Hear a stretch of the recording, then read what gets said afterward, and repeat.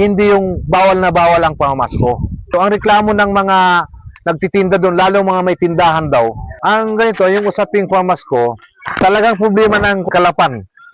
Ng City Kalapan. Oh, CSWD ng Kalapan, pinamalayan palagi ang tawag. Ang kanilang reklamo para din sa inyong kalaman, hindi yung bawal na bawal ang pamamasko. So ang reklamo ng mga nagtitinda doon, lalo mga may tindahan daw, naghaharang na ang ating kasamahan.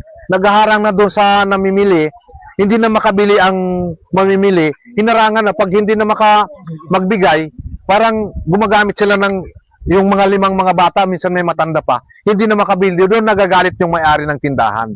Sabi nila, ay pag ganun ika, ay wala kaming kita niyan dahil sa pamasko ay naabala na.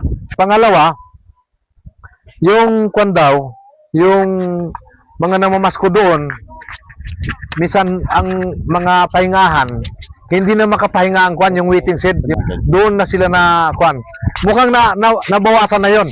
Nakita ko doon minsan 3 tricycle. Doon sa dulo doon sa kwan. Pinuntahan ko. Sila siguro yung iba hindi nakilala sa akin, hindi nag-aiwas. Pero yung nakilala sa akin, nako, sila hindi na mag-usap.